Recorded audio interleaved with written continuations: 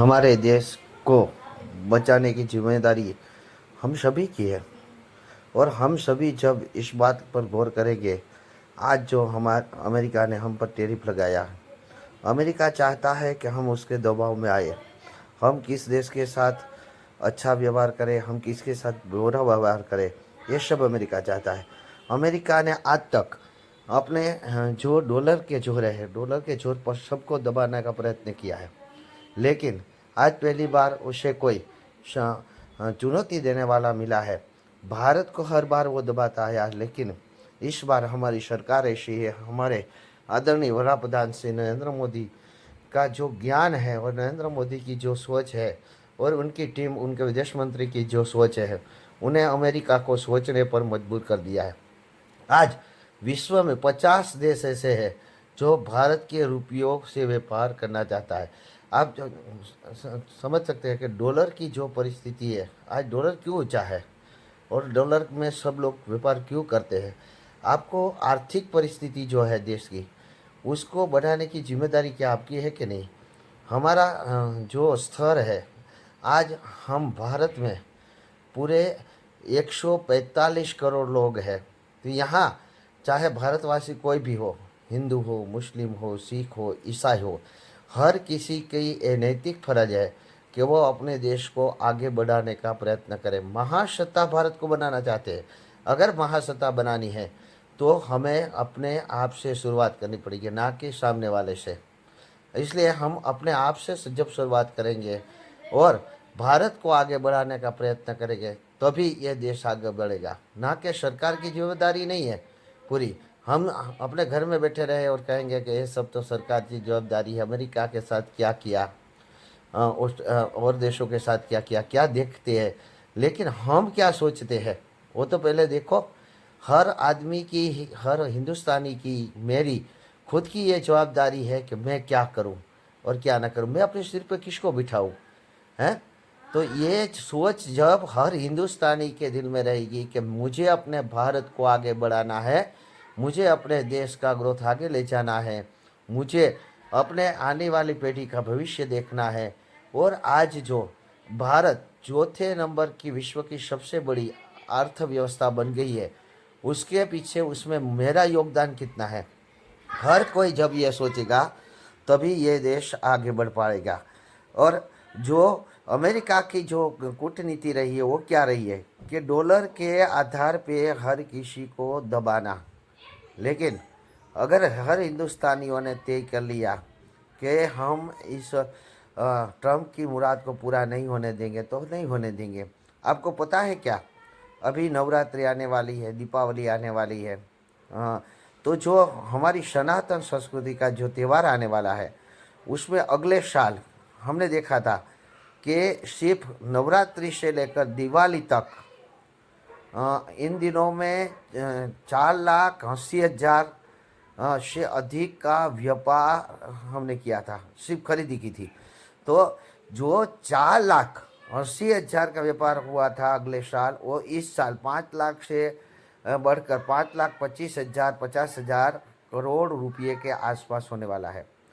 अब इसको हम कैसे अर्थव्यवस्था पे ले जाएंगे, इसको हम ऐसा करेंगे कि इस बार हम स्वदेशी अपनाएंगे।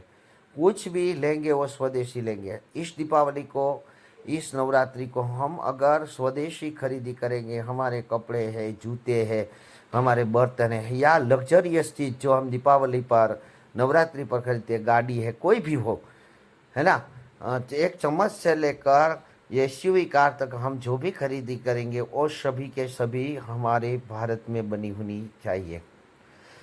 अगर हमने ऐसा कर लिया तो समझो कि हमारा बेड़ा पार हो गया। आज जो रूस है या चाइना है, वो भी आज हमारे भारत के प्रधानमंत्री से प्रभावित हुए हैं। और अमेरिका ने जो सोचकर हम पर टैरिफ लगाया था कि उसको दबा देंगे, लेकिन हमारा प्रधानमंत्री झुका नहीं, भारत झुका नहीं और ना ही झुकेगा। लेकिन उसको बल कौन देंगे? हम देंगे। जब हम बल देंगे तभी हमारे प्राइम मिनिस्टर कुछ कर पाएंगे। को बल कैसे देना है? तो कि स्वदेशी अपना कर, बस पूरा का पूरा बहिष्कार कर दो। जो बाहर की चीज़ें हैं और उसमें भी खास करके अमेरिका की चीज़ें है उसका बहिष्कार करो। आज जो हमारे दुश्मन माना जाता था, है ना, 3 देश हमारे दुश्मन माने जाते थे, उसमें से पहले नंबर पर अगर पाकिस्तान गिनो तो पहले नंबर पे ही हमें चाइना को गिनना चाहिए। लेकिन आज के दौर पे चाइना हमारे साथ आके खड़ा है, हमारे कंधे से कंधे मिलाकर खड़ा है। तो आज रूस भी हमारी बात को मान रहा है। और एक बार तो पुतिन ने ये भी कहा था कि अगर मोदी जी चाहे तो कुछ भी कर सकते हैं, यानी कि हमारे जो प्राइम मिनिस्टर है उनके ये सब लोग आशिक हो चुके हैं। तो नरेंद्र मोदी में इतनी कूटनीति भरी हुई है कि वो हर देश के नेताओं को अपने वक्तव्यों को बताकर अपने साथ मिलाने में माहिर है। दोनों एक साथ आ जाते हैं। तो जो दुश्मन को भी गले लगाते हैं, ऐसे प्रधानमंत्री जब हमें मिले हैं तब उनका साथ सहकार देना हमारी नैतिक फर्ज है। आज हर भारतवासियों को पहले ये सोचना है कि मैं इस देश की मदद कैसे कर सकता हूँ। अगर मुझे इस देश के लिए कुछ करना है तो मैं पहले अपने आप से बदलाव करूँगा, फिर दूसरों को ये बदलाव करने का सूचन करूँगा। जब ये सब होगा तभी हम अपने देश को आगे बढ़ा पाएंगे। और देश को जब आगे बढ़ाना है तो मान लो आज से मैं इस व्यासपीठ से कह रहा हूँ और आप सबको बता रहा हूँ कि अगर ये मुमकिन हुआ तो आज जो भारत विश्व की चौथी सबसे बड़ी अर्थव्यवस्था है उसे तीसरे पैदान पे लाने में कोई बात नहीं की। और तुरंत ही ऐसे खींचो अपने आप, तुरंत ही ये अपने आप तीसरे पैदान पे आ जाएगी और महासत्ता बनने में भी उसे अब ज़्यादा दिक्कत नहीं रहेगी। क्योंकि जो अर्थ आपने आज पूरे विश्व ने देख लिया कि जब मोदी जी ने उस ट्रम्प का टैरिफ को अनदेखा किया और उसे दबाव में नहीं आए तो पूरा विश्व में से, जैसे मैंने पहले बताया आपको, कि 50 देश ऐसे हैं जो रुपये में व्यापार करना चाहते हैं। तो आज मोदी भी ऐसा ही करेंगे, सभी देशों को अपने साथ लेंगे, अपने हृदय में बसाएंगे। और इसीलिए कई लोग ये बोलते हैं, विपक्षी क्या बोलते हैं कि मोदी जी इस देश में गए, इतना खर्चा किया, उतना खर्चा किया, लेकिन उसके पीछे उसकी सोच क्या है? इस देश से लेकर उस देश तक हर एक देश को अपने साथ मिलाना है। क्योंकि हर एक देश में कोई ना कोई तो चीज़ ऐसी है कि जिसकी ज़रूरत हमें आज नहीं तो कल पड़ेगी। लेकिन जो देश हम पर दबाव डालना चाहता है, जो हमें ये कहे कि सुनो मत, सुनो तो सिर्फ हमारी सुनो, इन लोगों को हम बता देना चाहते हैं कि हमारे आपको नमस्ते, हमारे अगर आपको चाहिए तो आप अपने आप हमारी बातें सुने, और अगर आप सुनना नहीं चाहते तो हम भी आपकी एक बात सुनेंगे नहीं। हमें क्या है, हम हिंदुस्तानी हैं और हिंदुस्तानी 1,45 करोड़ है। तो 1,45 करोड़ सबसे विश्व की सबसे बड़ी लोकतांत्रिक शक्ति है हम, और सबसे बड़ी वस्ती की दृष्टि से भी सबसे बड़ा देश है हमारा। और इतनी बड़ी वस्ती होने पर भी हमें अगर अमेरिका के सामने झुकना पड़े तो ये हमारे लिए डूब मरने की बात है। इसलिए आप सभी को मैं बता देना चाहता हूँ कि आप पूरे विश्व को अपने झुकाने के लिए, क्योंकि विश्व कब झुकेगा? तो आज ऐसा भी हो सकता, आज या कल, आप पूरी बात सुना है ना, आज या कल अगर आज डॉलर में व्यापार हो रहा है, पूरा विश्व डॉलर में व्यापार कर रहा है, तो एक दिन ऐसा भी आ सकता है कि पूरा विश्व रूप में व्यापार करने को तैयार हो जाए। 50 देश तो तैयार है, यूरो में व्यापार करने को तैयार हो जाए, पाउंड में व्यापार करने को तैयार हो जाए। लेकिन अगर यूरो या रुपये में विश्व व्यापार करने को तैयार हो गया तो समझ लो कि भारत को आपने आगे बढ़ा दिया। आज जो हमारे बड़ा प्रधान झुक नहीं रहे, उसके पीछे सिर्फ उसकी एक ही महिमा नहीं है। हम उसके पीछे हर एक मामूली मजदूर से लेकर बड़े बड़े अधिकारी से लेकर हर एक सिपाही से लेकर हर एक पोस्टर से लेकर हर एक व्यक्ति की जिम्मेदारी बनती है कि हम अपने भारत को किसी के सामने झुकने न दें। ये सोच हमारे दिमाग में आपको डालनी है और आपको आपको ही ये बात मगज में डालनी है कि हम अपने भारत को आगे बढ़ाने के लिए, हमारे देश को स्वतंत्र बनाने के लिए। और सही में ऐसा भी कहा किसी ने कि सही में स्वतंत्र भारत तब हुआ जब ये मोदी जी इस गादी पर आए थे। मैं यहाँ से आपको मोदी जी का या बीजेपी का कोई तारीफ करने की बात नहीं कर रहा हूँ।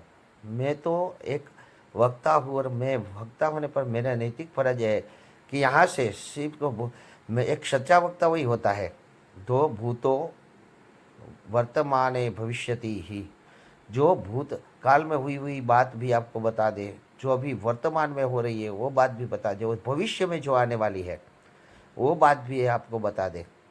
और यही एक सच्चे वक्ता का सही कर्म है। अगर वो आपके सामने सही बात न रख सके तो वो सच्चा वक्ता नहीं। मैंने अनिरुद्धाचार्य के बारे में और प्रेमानंद जी के बारे में बताया था तब कि क्या गलत कहा अनिरुद्धाचार्य ने ये कहा तो, लेकिन लोगों ने समझने की प्रयत्न नहीं किया। लेकिन जो जिन लोगों ने भी उनका विरोध किया वो सब कौन थे? तो या तो विपक्ष वाले थे या तो फिर जो सही में वैसे थे वो थे। विपक्ष के पास तो अभी कुछ बचा नहीं है, क्योंकि इनको ये लग रहा है कि अब इन कथाओं का अगर हम विरोध करेंगे और कथा के पंडाल का हम विरोध करेंगे तभी हम इन लोगों का विरोध कर कर ही अब मार्केट में आ पाएंगे, क्योंकि अब इसके पास मार्केट में रहने के लिए कुछ नहीं बचा। क्योंकि जिनके इन जो कथाकारों के जितने पंडाल में नहीं लेकिन जितने बाहर वेटिंग में जो लोग रहते हैं उनके तो इतने जैसे तो उनके पूरी सभा में नहीं आते लोग। इसलिए उन्होंने क्या सोच लिया कि हम करेंगे तो क्या करेंगे, अब इन कथाकारों का विरोध करो। ये जो बड़े बड़े नाम हैं, अनुराधाचार्य है, बाबा बागेश्वर है, प्रेमानंद जी है, उनका विरोध करो। उनका विरोध करने से क्या होगा? सनातन धर्म का के लिए लोगों को अंश जो अनुभूति हुई है वो सनातन धर्म से उनको कुछ ना कुछ प्रकार से दूर हो गए लोग। और सनातन धर्म से जब दूर हो गए लोग तभी तो ये लोग हमारे पास आएंगे, हमारी बात मानेंगे। तो ये जो सनातन धर्म के साथ हमारे देश को मिटाने की बात हो रही है, हमारे देश को नीचे ले जाने की बात हो रही है, उसका साथ सहकार मत दो। इसलिए आप सभी से मेरी पूर्ण प्रार्थना और निवेदन है कि आप सभी मेरे साथ संकल्प करें कि आज से इस दीपावली पर, इस नवरात्रि पर हम अपने घर में छोटी से छोटी चीज़ जो भी लाएंगे या बड़ी चीज़ भी लेके आएंगे वो सभी के सभी स्वदेशी लाएंगे और स्वदेशी लेकर अपने भारत का गर्व बढ़ाएंगे। और देख लेना, अगर आपने ये एक सिर्फ इस साल कर लिया तो इस साल 5,50,000 करोड़ का बिजनेस अगर भारत ने कर लिया तो ये 5,50,000 करोड़ से भारत की अर्थव्यवस्था बहुत ही ऊंचे स्तर पर आएगी, इसमें कोई दो राय नहीं है। इसलिए आप सभी को ये निवेदन है फिर से कि आप सभी यही कार्य करना और इनसे हमारी अर्थव्यवस्था को ऊंचा ले जाने का प्रयत्न हर हिंदुस्तानी को करना है। और आप करोगे ऐसा मुझे विश्वास है, तो मेरे विश्वास को आप टूटने नहीं देंगे।